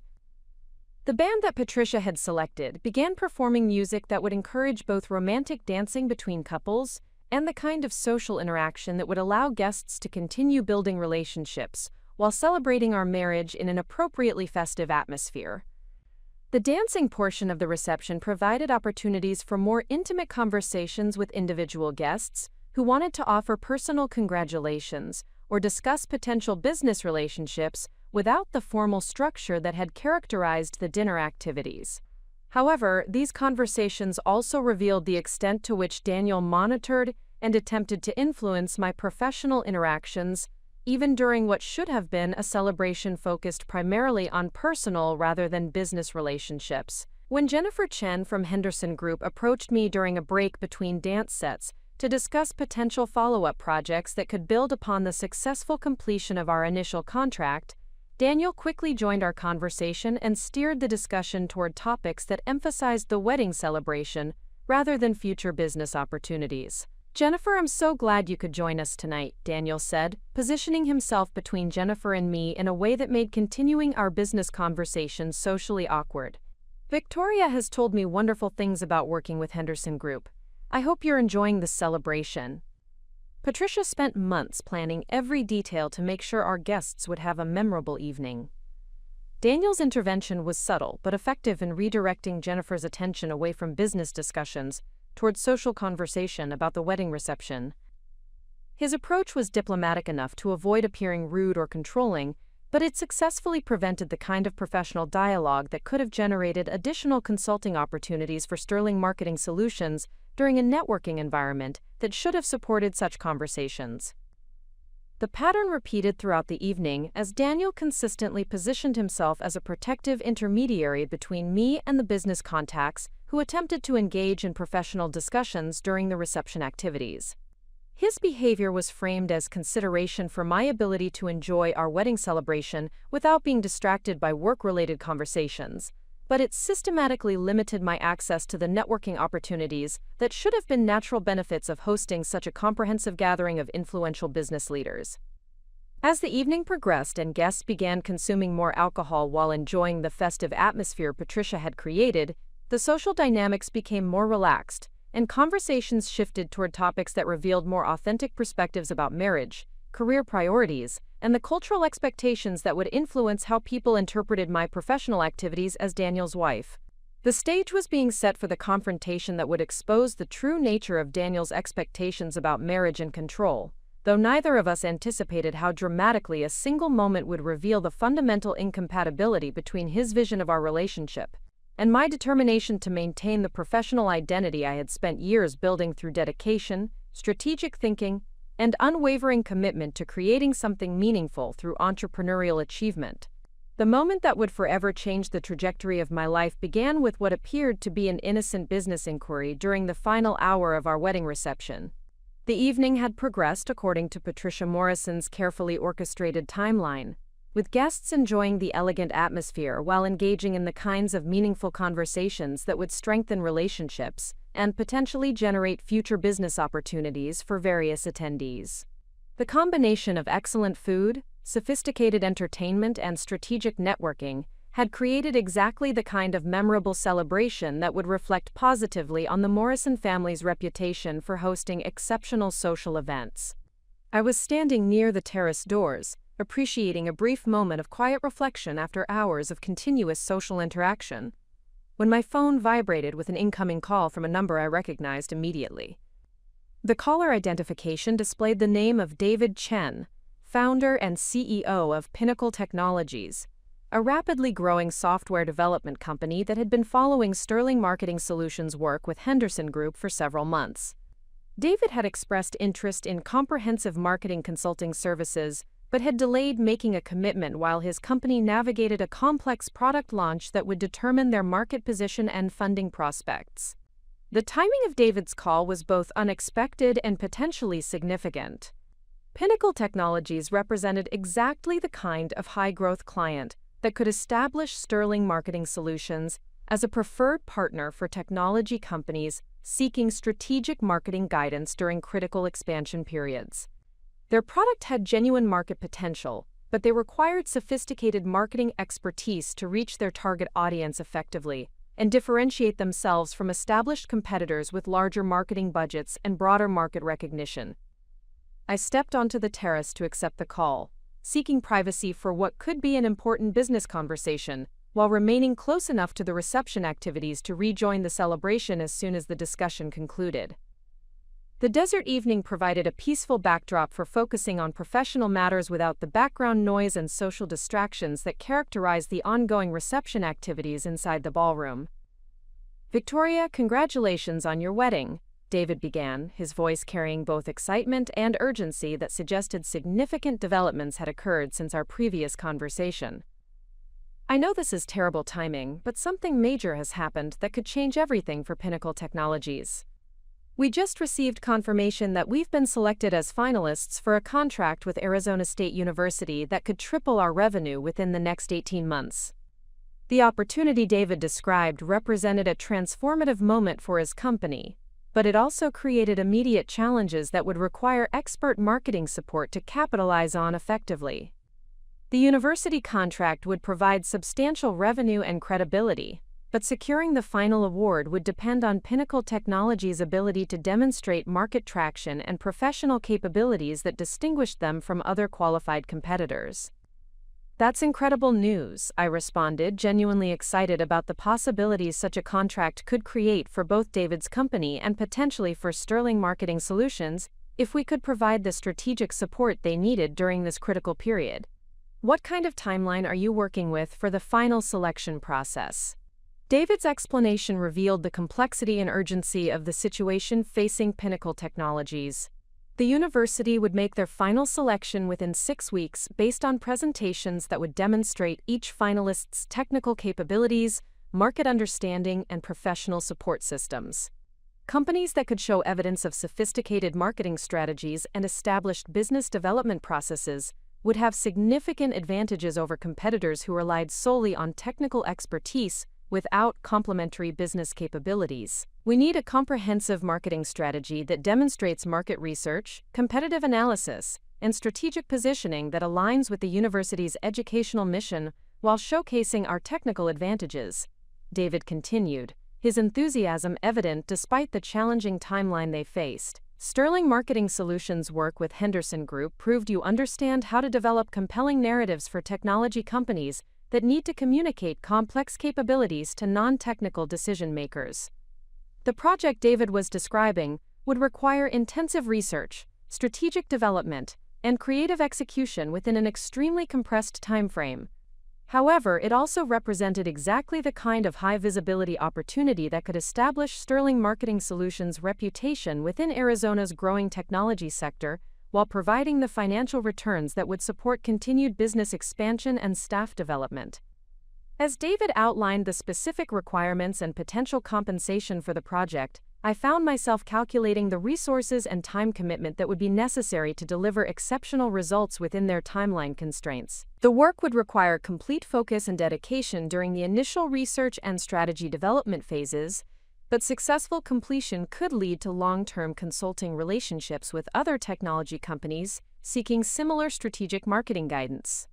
The compensation for this project would be substantial, David explained, naming a figure that represented more revenue than Sterling Marketing Solutions had generated during any previous quarter. But more importantly, success with this university contract could position Pinnacle Technologies for additional growth opportunities that would require ongoing marketing consultation. We're talking about the potential for a multi-year strategic partnership that could benefit both of our companies significantly. The conversation with David continued for approximately 15 minutes as we discussed project requirements, timeline expectations, and the strategic approach that would be necessary to demonstrate Pinnacle Technologies' market potential and professional capabilities to university decision-makers. Throughout our discussion, I maintained awareness of the wedding reception continuing inside the ballroom, occasionally glancing through the terrace doors to ensure my absence wasn't creating social awkwardness or preventing me from fulfilling hosting responsibilities during our celebration. Daniel appeared in the terrace doorway just as I was concluding my conversation with David, and confirming that I would send him a detailed proposal outlining Sterling Marketing Solutions' approach to supporting Pinnacle Technologies' university contract pursuit. Daniel's expression revealed immediate displeasure at discovering me engaged in business discussions during our wedding reception, though he maintained the controlled demeanor that characterized his approach to addressing situations that conflicted with his preferences. David, thank you for thinking of Sterling Marketing Solutions for this opportunity, I concluded, aware that Daniel's presence required immediate attention to avoid creating tension during what should have been a celebratory evening. I'll send you a comprehensive proposal by Tuesday morning that outlines our strategic approach and project timeline. Congratulations again on making the finalist list for such an important contract. After ending the call with David, I turned to face Daniel with what I hoped would be an explanation that would address his obvious concerns about business conversations during our wedding celebration, while maintaining his support for the significant opportunity that Pinnacle Technologies represented for Sterling Marketing Solutions' continued growth and development. That was David Chen from Pinnacle Technologies. I began hoping to frame the conversation in terms that would emphasize the strategic importance of maintaining professional relationships, rather than suggesting that business activities were taking precedence over our wedding celebration. They've been selected as finalists for a major university contract, and they need comprehensive marketing support to secure the final award. It's exactly the kind of high-visibility project that could establish Sterling Marketing Solutions within Arizona's technology sector. Daniel's response revealed the extent of his displeasure with discovering me conducting business during our wedding reception. Rather than expressing interest in the opportunity or asking questions about the potential benefits for my professional development, he immediately focused on what he perceived as inappropriate prioritization of work obligations over personal celebrations and social responsibilities. "Victoria, we're at our wedding reception," Daniel said, his voice carrying an edge of controlled anger that I had rarely heard during our relationship. 300 people have come here to celebrate our marriage, and you're standing on the terrace conducting business negotiations instead of enjoying the evening we've spent 18 months planning. His criticism was delivered with enough volume and intensity to be audible to guests who were socializing near the terrace doors, creating the kind of public relationship conflict that would generate gossip and speculation about problems between the newlywed couple. I felt embarrassed by the attention his reaction was drawing from other attendees, while simultaneously feeling defensive about his characterization of a brief business conversation as neglect of our wedding celebration. "It was a 15-minute phone call about a time-sensitive opportunity," I replied, attempting to keep my voice low and controlled to avoid escalating the conflict into a more public confrontation. "I've been socializing and hosting guests for the past 4 hours. Taking one important business call doesn't mean I'm not committed to enjoying our celebration." Quote. Daniel's expression shifted from controlled displeasure to something that appeared more threatening, though he continued speaking in the measured tone that had characterized his approach to managing disagreements throughout our relationship. However, his words carried implications that revealed expectations about marriage and control that had been carefully concealed during our engagement period. "Give me your phone," Daniel said, extending his hand with an authoritative gesture that suggested compliance was expected rather than requested. "If you can't trust yourself to ignore business calls during our wedding reception, then I'll hold on to it until we can enjoy the rest of our celebration without work-related interruptions."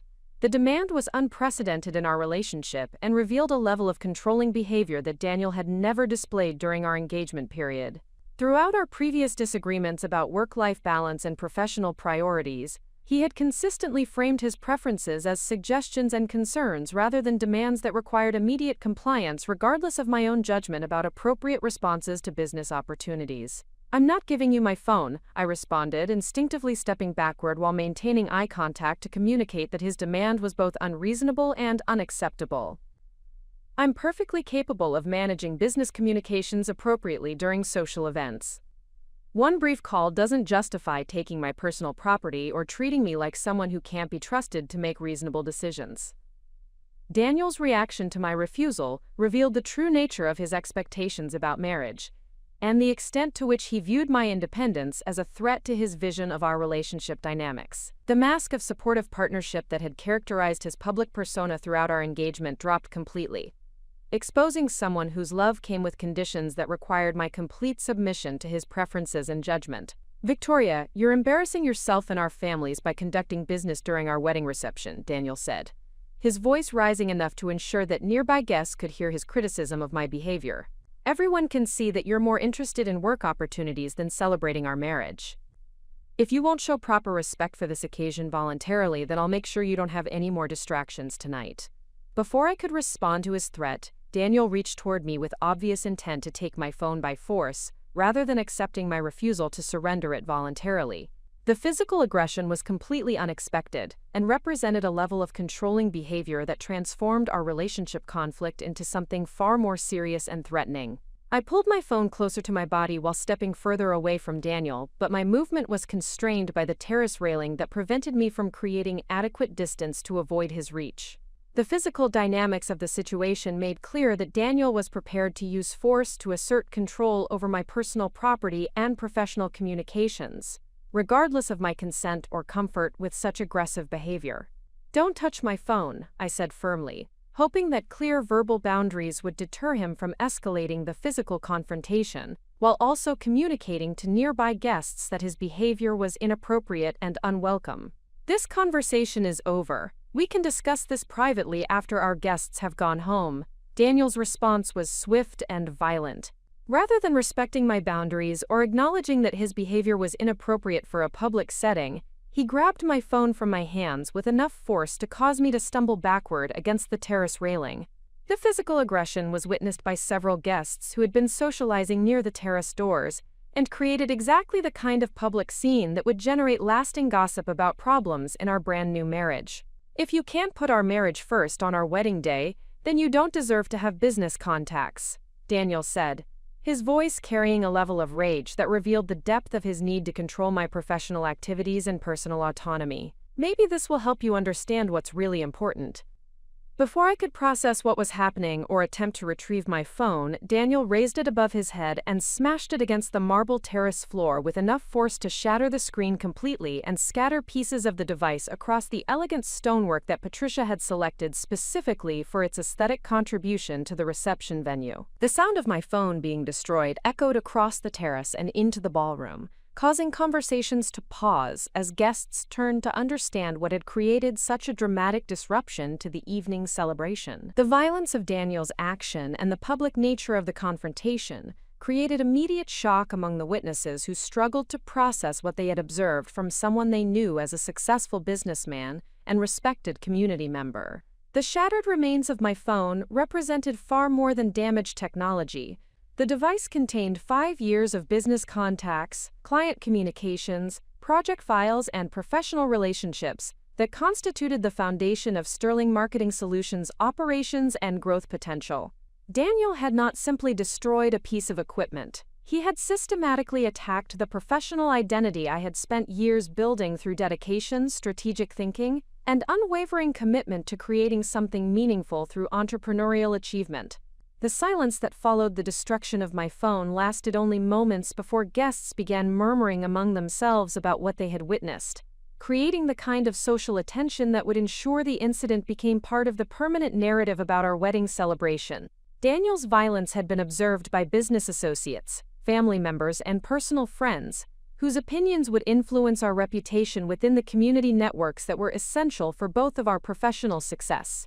Looking at the destroyed remains of my phone scattered across the terrace floor, I felt a clarity that had been absent during months of subtle manipulation and gradually escalating control.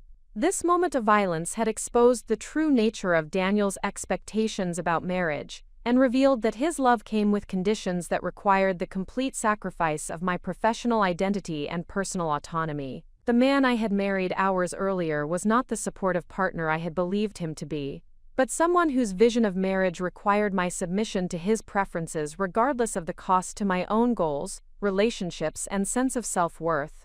The shattered phone represented the beginning of my understanding that I would need to choose between maintaining my marriage and preserving the identity I had worked years to build through professional achievement and entrepreneurial success.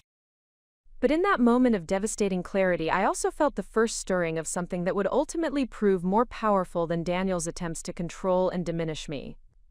I felt the determination that had enabled me to build Sterling Marketing Solutions from nothing into a thriving business. The resilience that had sustained me through years of financial uncertainty and professional challenges, and the unwavering commitment to creating something meaningful that no act of violence or manipulation could ultimately destroy. The shattered remains of my phone lay across the marble terrace like fragments of my former life, each piece reflecting the elegant lighting that Patricia Morrison had so carefully orchestrated for this celebration. The silence that followed Daniel's violent outburst stretched across the terrace and into the ballroom, creating a vacuum of shocked disbelief among the witnesses who struggled to reconcile the successful businessman they knew with the man who had just destroyed his wife's personal property in a fit of controlling rage. Standing there in my wedding dress, surrounded by the debris of 5 years of professional relationships and business communications, I experienced a moment of absolute clarity that cut through months of subtle manipulation and gradually escalating control. The violence of Daniel's action had stripped away every pretense of loving concern and protective care, revealing the true nature of his expectations about marriage and the extent to which he viewed my independence as a threat that required elimination rather than accommodation. The guests who had witnessed the confrontation remained frozen in uncomfortable silence, uncertain how to respond to such an unprecedented display of domestic violence at what should have been a joyous celebration. Several people had pulled out their own phones to document the aftermath, though whether their intent was to preserve evidence or share gossip remained unclear. The social dynamics that had characterized the evening's networking and relationship building had been completely disrupted by Daniel's explosive revelation of his true character. Patricia Morrison appeared in the terrace doorway within moments of the phone's destruction, her face reflecting the kind of controlled panic that comes from recognizing that a carefully orchestrated event has been irrevocably damaged by circumstances beyond her management capabilities. Her eyes took in the shattered device, the uncomfortable crowd of witnesses, and her son's defensive posture as he stood over the evidence of his violent behavior. "What happened here?" Patricia asked, her voice carrying the authoritative tone she typically reserved for managing household staff or coordinating complex social events. Her question was directed primarily toward Daniel, though her gaze included me in a way that suggested she expected an explanation that would minimize the significance of what the guests had observed. Daniel's response revealed his immediate instinct to reframe the violence as justified reaction to my inappropriate behavior, rather than acknowledging the controlling and abusive nature of his actions. His ability to construct alternative narratives that portrayed his preferences as reasonable and my independence as problematic had been refined throughout our engagement period, But this situation required more sophisticated manipulation than their previous disagreements about work-life balance and professional priorities. Victoria was conducting business calls during our wedding reception instead of celebrating with our guests, Daniel explained, his tone suggesting wounded disappointment rather than explosive anger. When I asked her to put her phone away and focus on our special day, she became defensive and accusatory. The phone was damaged accidentally during our discussion. The fabrication was skillfully constructed to suggest that my phone's destruction had been an unfortunate consequence of relationship conflict rather than deliberate violence intended to eliminate my access to professional communications and business relationships. Daniel's version of events positioned him as a concerned husband, attempting to preserve the sanctity of our wedding celebration while portraying me as someone whose work obsession had created unnecessary drama during what should have been a romantic and meaningful occasion. However, several witnesses had observed the entire confrontation and understood that Daniel's explanation bore no resemblance to the aggressive behavior they had witnessed. The deliberate nature of his actions and the force required to completely destroy a modern smartphone made clear that this had been intentional violence rather than accidental damage during a heated discussion. Sarah Chen stepped forward from among the group of witnesses, her expression reflecting both concern for my well-being and professional assessment of the legal implications of what had occurred. As a corporate attorney specializing in business disputes and contract negotiations, Sarah understood both the personal and professional consequences that would result from Daniel's destruction of my business communications and client contact information. "Victoria, are you injured?" Sarah asked, positioning herself between Daniel and me while addressing the immediate safety concerns that took precedence over social etiquette or family harmony considerations. Her professional training had taught her to focus on victim welfare and evidence preservation, rather than allowing social pressure to minimize the significance of domestic violence incidents. The question forced me to assess my physical condition and emotional state in ways that had been impossible during the immediate shock of witnessing my professional relationships being destroyed through deliberate violence. My hands were shaking from adrenaline and emotional trauma, but I had not sustained physical injuries beyond the jarring impact of Daniel's aggressive grab for my phone. "I'm not physically hurt," I replied, my voice carrying more strength and clarity than I had expected given the magnitude of what had just occurred. But 5 years of business contacts and client communications were just destroyed deliberately by someone who claims to love and support my professional success. My response served multiple purposes beyond answering Sarah's immediate question about physical safety. It established for the witnesses that Daniel's violence had been directed specifically toward my professional identity and business relationships, demonstrating the calculated nature of his controlling behavior.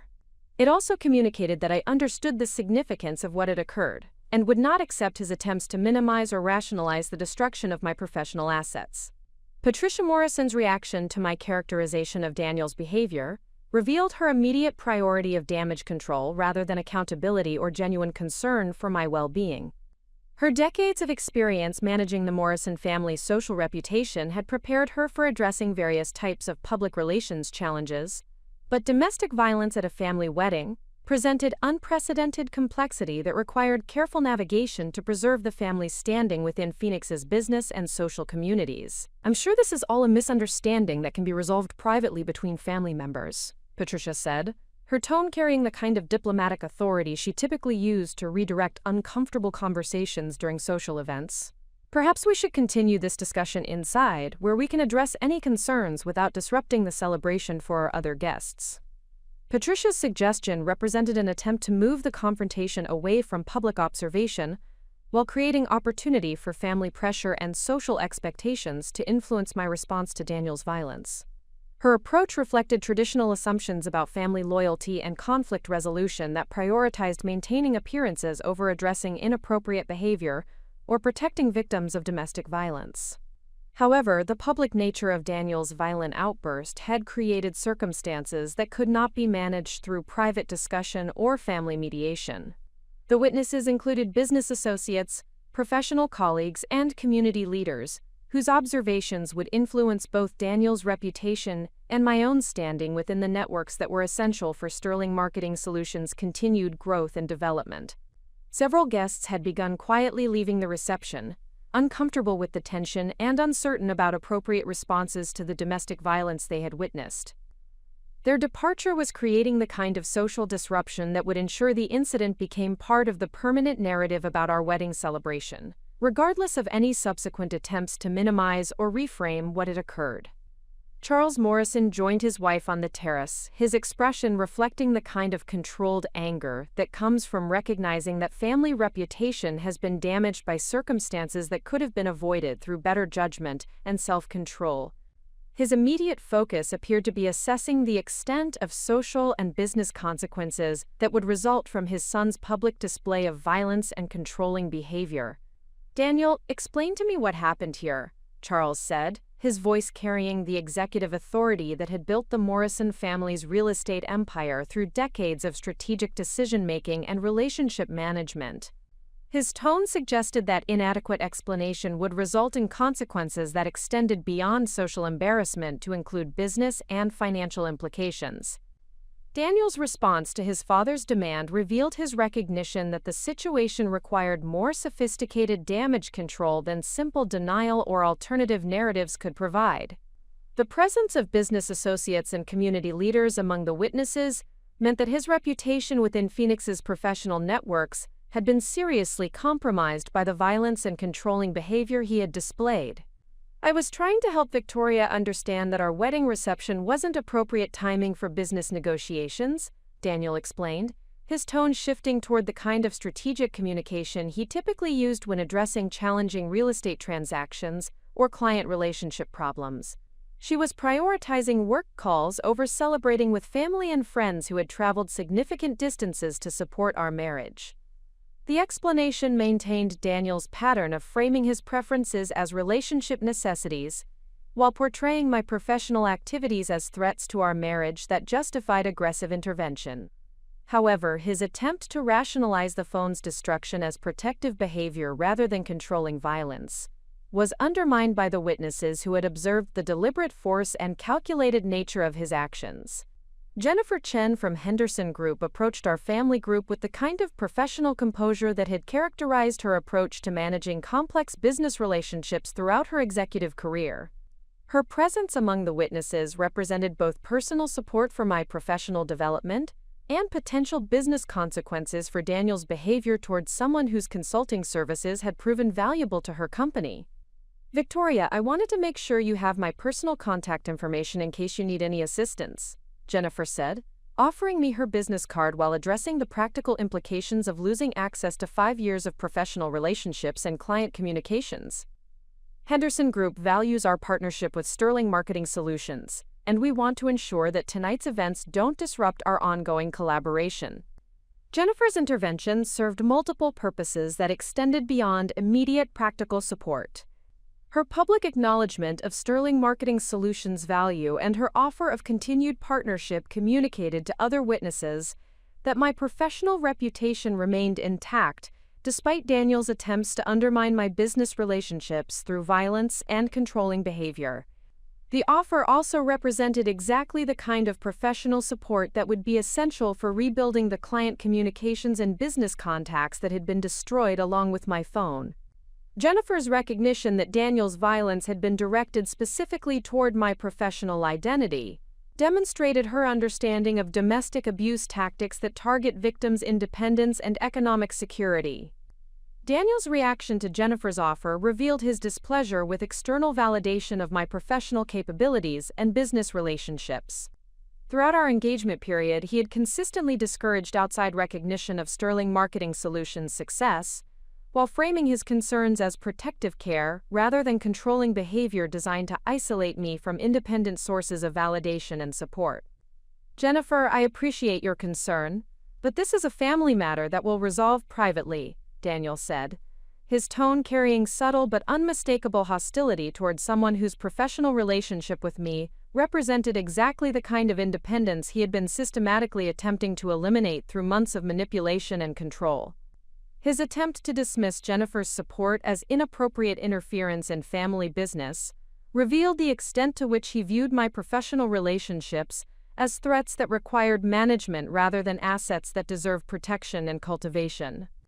Daniel's perspective on marriage appeared to require complete isolation from external sources of validation, financial independence, and professional identity that might compete with his preferences for our relationship dynamics. My response to Daniel's attempt to control the conversation and dismiss external support represented the first moment since our wedding ceremony, when I actively resisted his manipulation, rather than attempting to find compromise solutions that would preserve relationship harmony while accommodating his controlling preferences. "Jennifer, thank you for your support and your commitment to continuing our professional relationship," I said, accepting her business card while making direct eye contact to communicate appreciation for her intervention during this difficult situation. Sterling Marketing Solutions values Henderson Group as a strategic partner, and I look forward to discussing future collaboration opportunities once I've addressed the immediate challenges created by tonight's events. My acceptance of Jennifer's support and my public acknowledgement of our continued professional relationship represented a clear statement that Daniel's violence would not achieve its intended purpose of isolating me from the business relationships that provided both financial independence and professional validation. The declaration was witnessed by the same guests who had observed his controlling behavior, creating accountability that would influence how the incident was interpreted within our professional and social networks. The moment marked the beginning of my conscious resistance to Daniel's attempts to control and diminish my professional identity. Standing on the terrace where my phone lay shattered, surrounded by witnesses who had seen the true nature of the man I had married, I felt the same determination that had enabled me to build Sterling Marketing Solutions from nothing into a thriving consulting practice. The violence that was intended to break my spirit and eliminate my independence had instead revealed the strength and resilience that would enable me to not only survive this betrayal, but transform it into the foundation for greater success and personal empowerment than I had ever imagined possible. The shattered phone represented the end of my old life and the beginning of a journey that would prove that no act of violence or manipulation could ultimately destroy someone determined to build something meaningful through their own skills, dedication, and unwavering commitment to creating value in the world. Up next, you've got two more standout stories right on your screen. If this one hit the mark, you won't want to pass these up. Just click and check them out. And don't forget to subscribe and turn on the notification bell so you don't miss any upload from us.